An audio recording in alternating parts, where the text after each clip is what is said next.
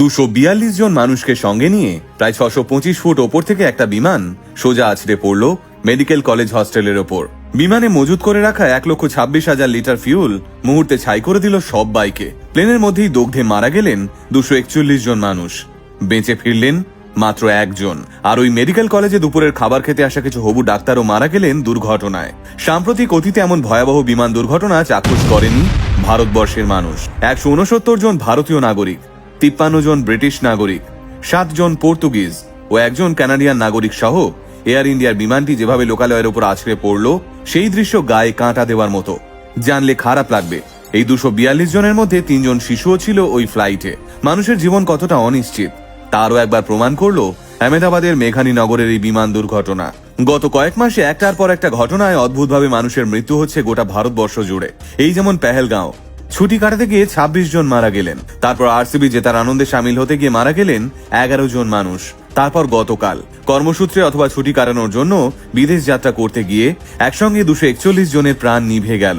অন্যদিকে হস্টেলে দুপুরের খাবার খেতে এসে মৃত্যু হলো ভবিষ্যতের চিকিৎসকদের। কেমন যেন একটা মৃত্যুপুরীর মধ্যে দিন কাটাচ্ছি আমরা, যেখানে বাড়ি থেকে বেরোনোর পর আর কেউ বাড়ি ফিরতে পারবো কিনা তার কোনো ঠিক নেই।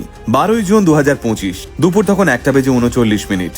আহমেদাবাদের সর্দার বল্লভভাই প্যাটেল ইন্টারন্যাশনাল এয়ারপোর্ট থেকে 230 জন যাত্রী এবং 12 জন ক্রিউ মেম্বারকে নিয়ে টেক অফ করলো লন্ডনগামী এয়ার ইন্ডিয়ার flight AI-171 Boeing 7878 Dreamliner aircraft.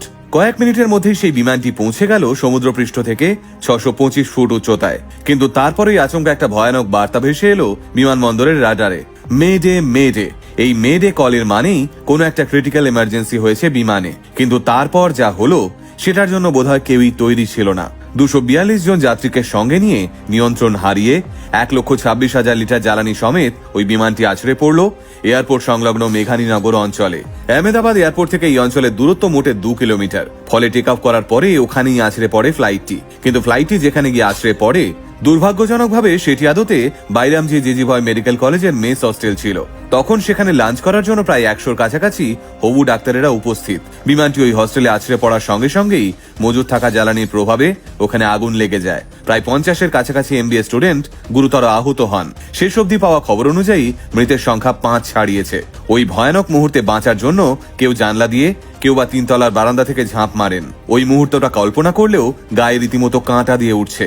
কিন্তু এই দুর্ঘটনা ঘটল কিভাবে? এক্ষেত্রে নানা জনের নানা মত। কেউ কেউ বলছেন বিমানের ইঞ্জিনে যান্ত্রিক গোলযোগ ছিল। কোনো বিশেষজ্ঞের ধারণা ওড়ার পর যে কোনো কারণেই হোক, যে উচ্চতায় বিমানটি ওড়ার কথা ছিল সেটি সেই উচ্চতায় উঠতে পারেনি। কারো ধারণা বিমানটি পাখির সঙ্গে ধাক্কা খেতে পারে। আবার কোনো মহল থেকে এই দুর্ঘটনার নেপথ্যে অন্তর্ঘাতের তত্ত্ব ভাসিয়ে দেওয়া হচ্ছে।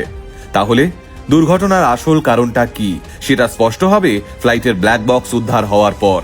এখনো পর্যন্ত পাওয়া খবর অনুযায়ী এই বিমান দুর্ঘটনায় যে ভাগ্যবান মানুষটি ওই প্লেন থেকে বেঁচে ফিরেছেন তার নাম বিশ্বাস Kumar Ramesh, seat number 11A। ফ্লাইটের ইমার্জেন্সি এক্সিট দিয়ে ঝাঁপ মারেন তিনি, আর তাতেই প্রায় অক্ষত অবস্থায় সার্ভাইভ করে যান। আপাতত এই দুর্ঘটনার খবরে প্রধানমন্ত্রী নরেন্দ্র মোদী থেকে দেশের বিভিন্ন ক্ষেত্রের বড় বড় তারকারা মৃতদের পরিবারের প্রতি নিজেদের শোক বার্তা প্রেরণ করেছেন। গতকাল দুপুর থেকে দেশের বিভিন্ন ডিজাস্টার ম্যানেজমেন্ট ফোর্স একজোট হয়ে কাজ চালাচ্ছেন। টাটা গ্রুপের তরফ থেকে ইতিমধ্যেই মৃতদের পরিবারের জন্য 1 কোটি টাকা করে ক্ষতিপূরণ দেওয়ার কথা ঘোষণা করা হয়েছে। কিন্তু টাকা দিয়ে কি আর মানুষের জীবনের ক্ষতিকে পূরণ করা যায়? এক নিমেষের মধ্যে গুজরাটের প্রাক্তন মুখ্যমন্ত্রী বিজয় রূপানির মতো VVIP থেকে 2 শতাধিক সাধারণ মানুষ দগ্ধে ছাই হয়ে গেলেন। তাই এই ক্ষত এত সহজে ভোলার নয়। গোটা আলটিমেট মোটিভেশন টিম মৃতদের পরিবারের প্রতি সমবেদনা জানায়। পাশাপাশি আমরা প্রার্থনা করব যাতে প্রত্যেকটি আহত মানুষ সুস্থ শরীরে নিজেদের বাড়িতে ফিরতে পারেন। সকলে সাবধানে থাকবেন, সুস্থ থাকবেন।